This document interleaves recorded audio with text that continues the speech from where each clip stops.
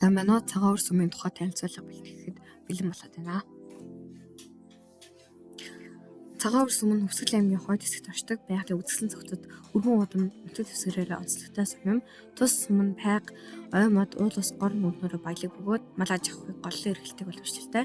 Ард иргэдийн ёс зашлаа хадгалсан хөдөлмөрч зангаар алдартай. Цагаан өр сүм нь байгаль дээлтэй хөгжил аялал жуулчлал, орон нутгийн өдөрлөг хөгжүүлэхэд боломжтой ирээдүйтэй нутаг юм аа. Сумын байршил гэвэл Хүсгэл аймгийн сум юм. Баруун талаараа хаан сум, баруун урд талаараа Чандаман нөдөр сум, урд талаараа Эрдэнэ булган сум, хойд болон зүүн талаараа Оросын албаны улстай хэлдэг.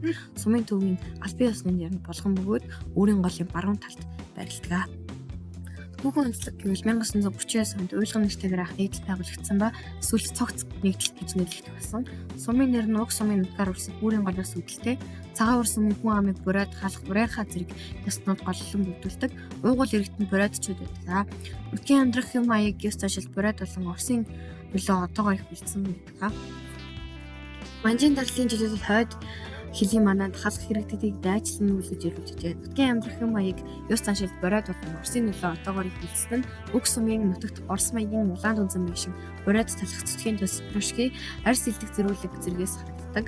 1933 оны байдлаар хүрх 2400 орчим сүмч 22,000 орчим толгой малтай байжээ. Цагаан өр сүм нь тайгын бүсэд туршигтвал ой модны нөөц баялагтай.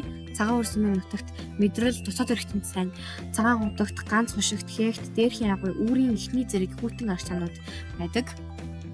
Хүсгэл аймгийн цагаан өр сүмийн үзэсгэлэн туульстай тайг тунгалаг гол мөрөнтэй дундаа даян дээрхийн агуй болон тул загсаараа алдартай байгалийн өрмөс тогтолцоотой авах тусгай амгалтай газар юм.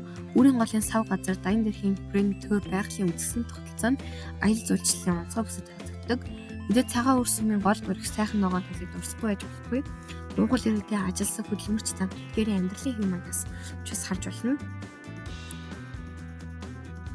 Ирээдүйн хөгжил гэвэл цагаан өр сүм нь байгалийн баялаг, унуун төрхөө түшиглэн аялал жуулчлал, мал аж ахуйг, ой аж ахуйг хослуулан хөгжих өргөн боломжтой. Ирээдүйд дэд бүтэц зам тээвэр цахилгаан хангамж сайжирснаар жижиг дунд үйлдвэрлэл нэмэгдэж, ажлын байр боловсролно, мөн залуучуудын боловсрол, ур чадварыг дэмжсэн бодлого хэрэгжүүл, орон нутгад ажиллаж, амьдрах нөхцөл бүрдэн доктортой хөгжил, ногоон санаачлаг, орон нутгийн иргэдийн идэвхтэй оролцоо сумын ирээдүйн хөгжлийн гол төлөөр явах болно. За анхаарал хандуулсанд баярлалаа.